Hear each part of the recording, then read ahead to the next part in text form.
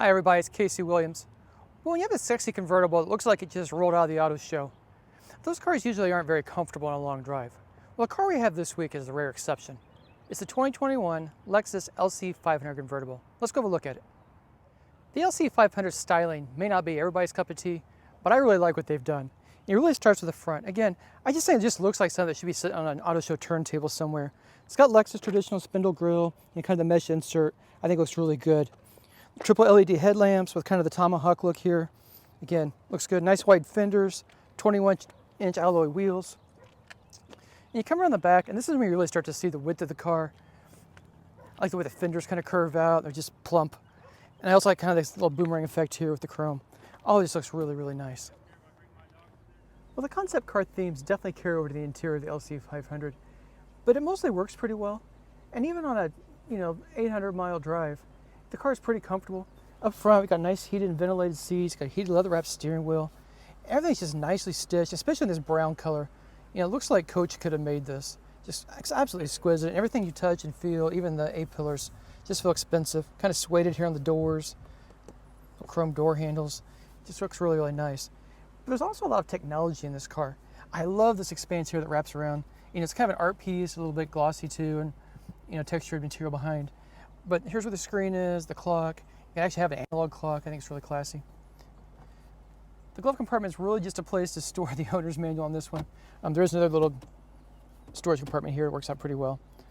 Here it's just for the controls for the power top. Easy to get to those, easy to find them. But back to the infotainment systems.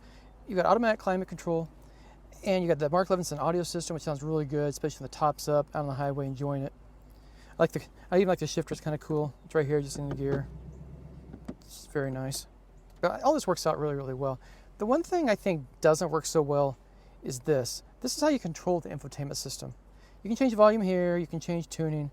But if you're trying to go down a road, driving your car with a computer mouse, trying to, find navigation, and to set the navigation, you got to go in the navigation mode, and you're just like using the mouse to click letter by letter.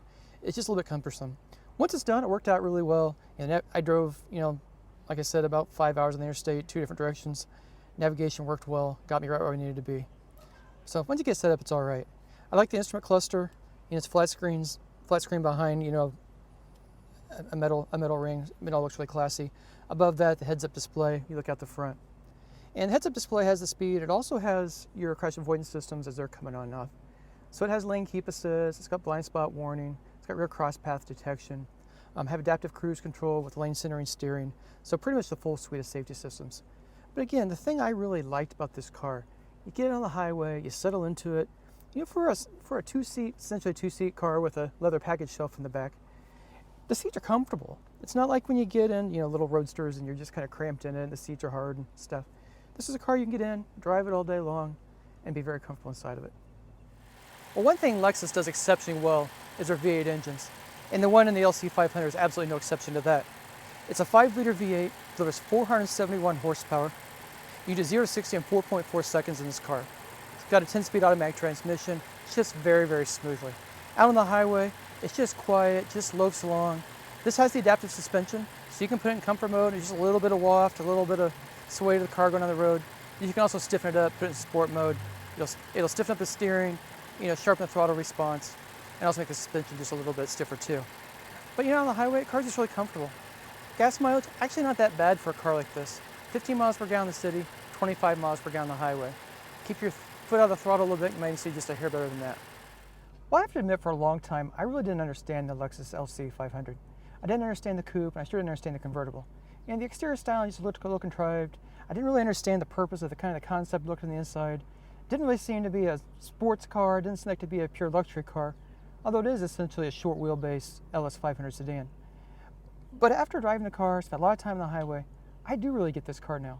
It's not meant to be a sports car. It's meant to be powerful enough, it's meant to be fast enough, handle well enough, but it is a car that you and your significant other can get in this car, drive it anywhere you want to drive it, and just have total comfort. It's the kind of car that a Mercedes SL used to be. It's the kind of car that Jaguar used to build a while back. It's just a car you can just get in and enjoy, and just enjoy to be in. So let's talk about price in this pile of joy. Well, the convertible starts right around $101,000. This one, everything we have on it, $112,500. $420. And if you can afford it, I think you'll really enjoy it. Well, next week, over another fun car. Until then, storm forward.